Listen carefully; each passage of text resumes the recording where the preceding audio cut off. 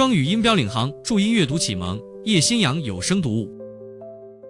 Elinor Wyllys by Susan Fenimore Cooper in 2 volumes.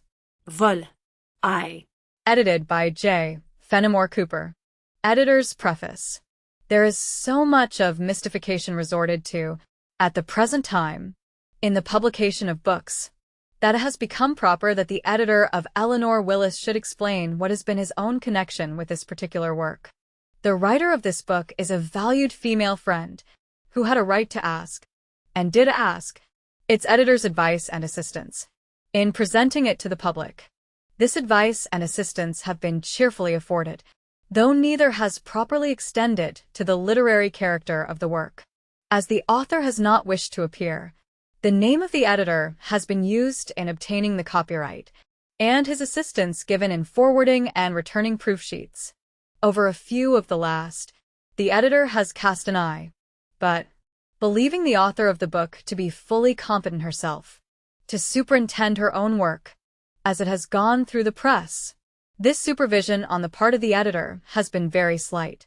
The editor has great confidence in the principles, taste, and intelligence of the real author of Elinor Wyllys.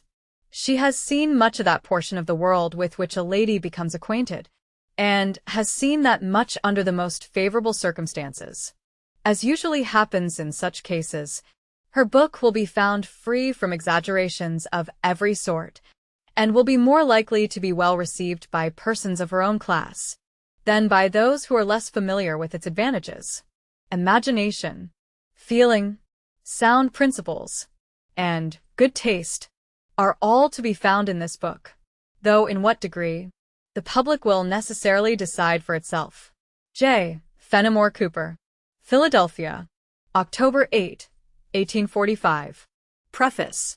It will be well, perhaps, that the reader bear in mind, while running over the following pages, that many passing observations, many trifles, which naturally find their way into any sketch of social life, refer chiefly to things and notions in favor some 10 years since, a period which is certainly not beyond the memory of man, but very possibly beyond the clear recollection of some young lady reader, just within her teens. New opinions, new ideas, new fashions have appeared among us since then, and made their way perceptibly. 20 years' possession constitutes a legal title, if we may believe the lawyers. But a single season is often sufficient for a new fancies of a serious nature to, sometimes to take full possession of the public mind, and assume arbitrary control of the premises for the time being.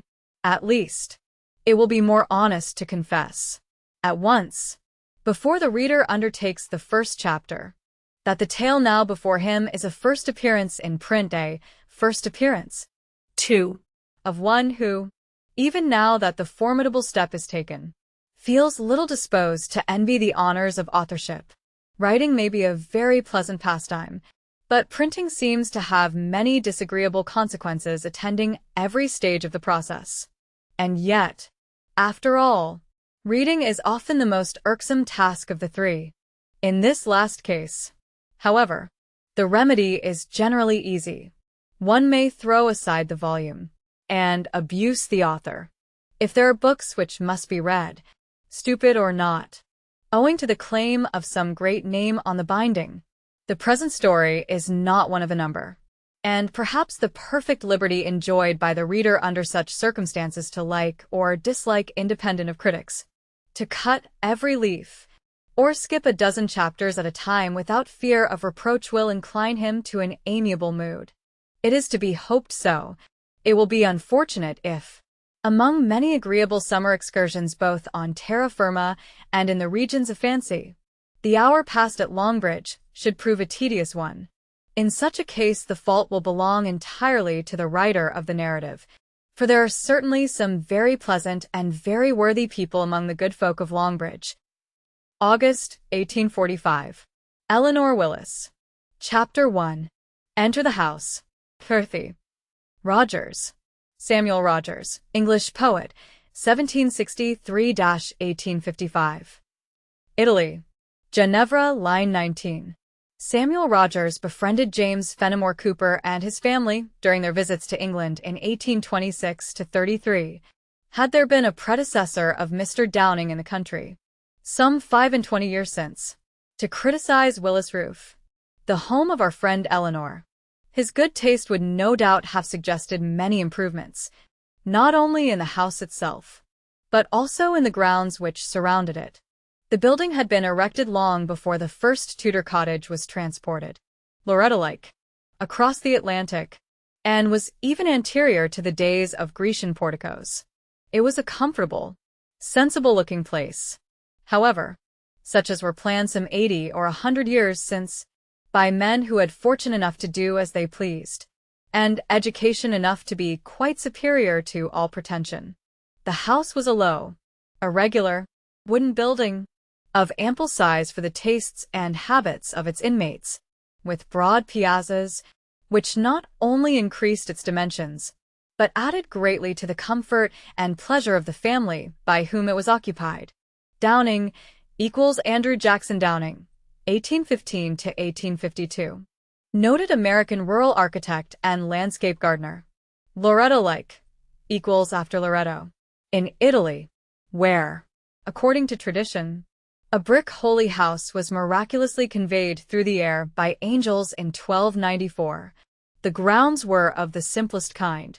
The lawn which surrounded the house was merely a better sort of meadow, from which the stones and briars had been removed with more care than usual, and which, on account of its position, received the attention of one additional mowing in the course of the summer. A fine wood, of a natural growth, approached quite near to the house on the northern side, partially sheltering it in that direction, while an avenue of weeping elms led from the gate to the principal entrance, and a row of locusts, planted at equal distances, lined the low, rude stone wall which shut out the highway. One piazza was shaded by noble willows, while another was faced by a row of cherry trees, flanked by peach and pear. Fruit trees, although so common and so lavish of their blessings in this climate, are often gathered about American country houses, instead of being confined to gardens devoted to the purpose, as in Europe, a habit which pleasantly reminds us that civilization has made a recent conquest over the wilderness in this new world, and that our forefathers, only a few generations back, preferred the trees of the orchard to those of the forest, even for ornament. Fruit trees are indeed beautiful objects when gay with the blossoms of spring, or rich with the offerings of summer, and, mingled with others, are always desirable about a dwelling as simple and unpretending in its character as Wyllys Roof. Beneath the windows were roses and other flowering shrubs, and these, with a few scattered natives of the soil elm, hickory, sycamore, and tulip trees farther from the house, were the only attempts at embellishment that had been made. The garden, surrounded by a white paling, was thought an ornamental object, and lay within full view of the drawing-room windows. And yet it was but a mixture of the useful and the beautiful, in which the former largely predominated. As a kitchen garden it was certainly excellent, but the narrow flower borders, which surrounded the ample beds of melons and strawberries, asparagus and cauliflowers, would have appeared meanly furnished in the eyes of a flower fancier of the present day. There was not a hybrid among them, nor a single blossom, but what bore a plain, honest name. And although there were lilies and roses, pinks and violets in abundance, they would probably have been all rooted out by your exclusive, fashionable gardener of the last summer, for they were the commonest varieties only. There were but 2 walks on the lawn. One of these was gravelled, and led to the garden gate. The other was a common footpath leading to the river, where the gentlemen of the family kept their boats, and where the cattle, who often grazed on the lawn, went to drink. The grounds were bounded on one side by a broad river, on the other by a sufficiently well-traveled highway. What particular river and highway these were, through what particular state and county they ran, we do not think it incumbent on us to reveal. It may easily be inferred, however, that Wyllys Roof belonged to one of the older parts of the country, at no great distance from the seaboard, for the trees that shaded the house were of a growth that could not have been reached by any new plantation in a western settlement. Particular state equals Longbridge, we learn, has steamboat connections to New York City, while steamboat connections to Philadelphia are from nearby Upper Lewiston. In the course of the story, one of the first railroads in America comes through town. This suggests, if anywhere, New Jersey. Judicial matters take place in Philadelphia, which would seem to place Longbridge in Pennsylvania. It is not clear, however, that the author had any specific location in mind. The interior arrangements of Wyllys' roof corresponded very naturally with the appearance of things outside. The ceilings were low, and the apartments small and numerous. Much room had been thrown into broad, airy passages, while closets and cupboards abounded. The whole of the lower floor had originally been wainscoted, but Miss Agnes Wyllys was answerable for several innovations in the principal rooms. When Mr. Wyllys decided to make his country place a permanent residence, his daughter, who was at the head of his establishment, fancied that the furniture they had brought from their house in town could not be advantageously disposed of without cutting folding doors between the drawing rooms. It was fortunate that a couple of adjoining rooms admitted of this arrangement, for at that day, 2 drawing rooms of equal size, united by wide folding doors, were considered a necessary of life to all American families on hospitable thought intent. It seems to have been only very recently that any other arrangement has been found possible, an important discovery, which, like many others that have preceded it, was probably the happy effect of necessity, that mother of invention. Mr. Wyllys, having cut through the partition, was next persuaded to take down the wainscoting and put up in its place a French paper, very pretty in its way, certainly, but we fear that Miss Agnes had no better reason to give for these changes than the fact that she was doing as her neighbors had done before her. Miss Wyllys was, however, little influenced in general by mere fashion, and on more important matters could think for herself. This little weakness in favor of the folding doors may therefore be forgiven, and justly ascribed to the character of the age in which she lived and gave tea parties. On hospitable thought intent equals John Milton, English poet, 1608–1674. Paradise Lost. Book V. Line 332. For several years after they removed permanently to Wyllys' roof, the family, strictly speaking, consisted of Mr. Wyllys, his unmarried daughter, and the usual domestics, only they were seldom alone. However, they had generally some friend or relative with them, and in summer the house was often filled to overflowing, during the whole season, with parties of friends, or the different branches of a large family connection, for the Wyllyses had their full share of that free spirit of hospitality which seems characteristic of all classes of Americans. After a time, however, another member was received into the family. This was the orphan daughter of Mr. Wyllys's eldest son, an engaging little girl, to whom her grandfather and aunt were called upon to fill the place of the father and mother she had lost. The little orphan was too young, at the time, to be aware, either of the great affliction which had befallen her, or of her happy lot in being committed to such kind guardians, in merely exchanging one home for another. The arrival of the little Elinor at Wyllys' roof was the only important event in the family for some 10 or 12 years. The Wyllyses were not much given to change, and during that period things about them remained much as they have just been described. We defer presenting the family more especially to the reader's notice until our young friend Elinor had reached her 17th birthday, an event which was duly celebrated. There was to be a little party on the occasion, Miss Agnes having invited some half-dozen families of the neighborhood to pass the evening at Wyllys' roof. The weather was very warm, as usual at the last of August, and as the expected guests were late in making their appearance, Mr. Wyllys had undertaken in the meantime to beat his daughter at a game of chess. Elinor, mounted on a footstool, was intent on arranging a sprig of clematis to the best advantage, in the beautiful dark hair of her cousin Jane Graham, who was standing for that purpose before a mirror. A good-looking youth, whom we introduce, without farther ceremony, as Harry Hazelhurst, was watching the chess players with some interest. There were also two ladies sitting on a sofa, and, as both happened at the time to be inmates of Wyllys Roof, we may as well mention that the elderly gentlewoman in a cap was Mrs. Stanley, the widow of a connection from whom young Hazelhurst had inherited a large property. Her neighbor, a very pretty woman, neither young nor old, was Mrs. George Wyllys, their host's daughter-in-law, and, as her mourning dress bespoke her, also a widow. This lady was now on a visit to Wyllys Roof with her young children, whom, as she frequently observed, she wished to be as much as possible under the influence of their father's family. Mr. Wyllys's game was interrupted for a moment. Just as he was about to make a very good move, a servant came to let him know that a drunken man had been found under a fence near the house. The fellow, according to Thomas's story, could not be roused enough to give a straight account of himself, nor could he be made to move.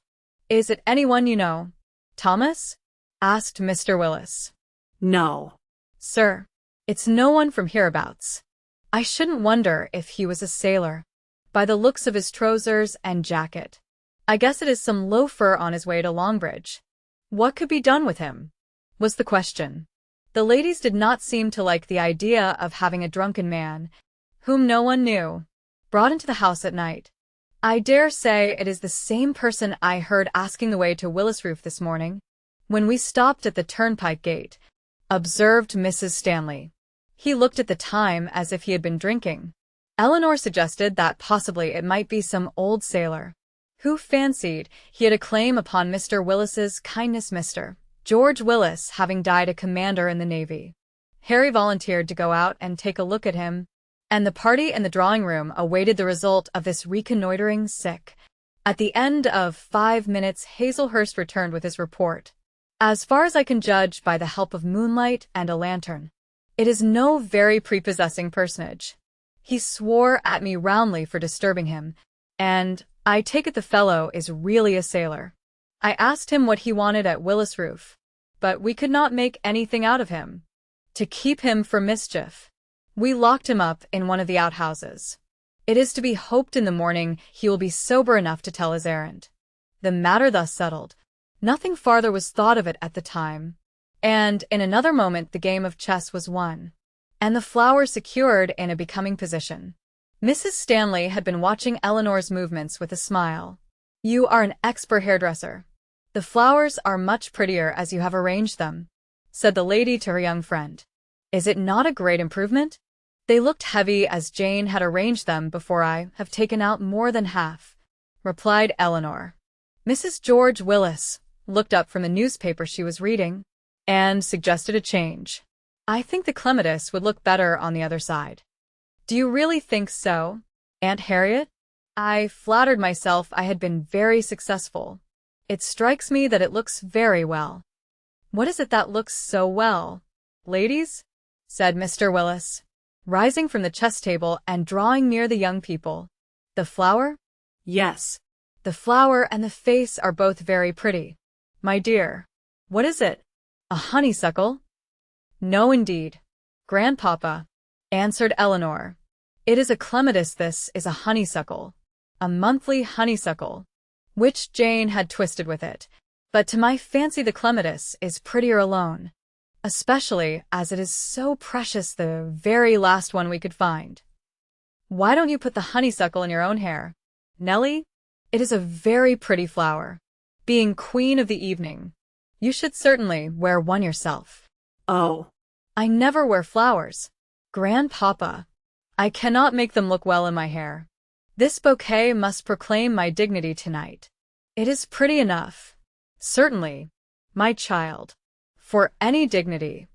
Is it not rather large?" said Harry. "Why, Elinor, you have smothered my humble offering in a whole wilderness of sweets." "Not quite as bad as that," said Elinor, smiling. "I only put with yours. A few Aunt Agnes and Miss Patsy gave me. Look at Jane's if you wish to see a bouquet of a reasonably fashionable size."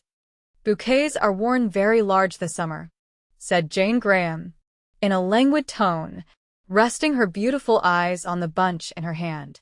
Fashion even in flowers, exclaimed Mr. Wyllys. So it would seem, replied Elinor, smiling. and, Pray, said Harry, taking a rose from a vase near him. If a friend were to offer a flower for your belt, since you will not place one in your hair, would fashion permit it to be worn? I don't believe it would, Nellie, said her grandfather. Elinor looked just a little embarrassed, and a little pleased.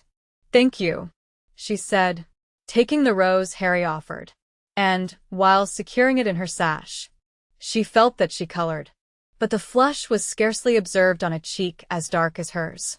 Well, Agnes, it is high time your friends came, unless they expect a rout, said Mr. Wyllys, stepping towards a window to look out. Who are we to have? Rout equals a large evening party.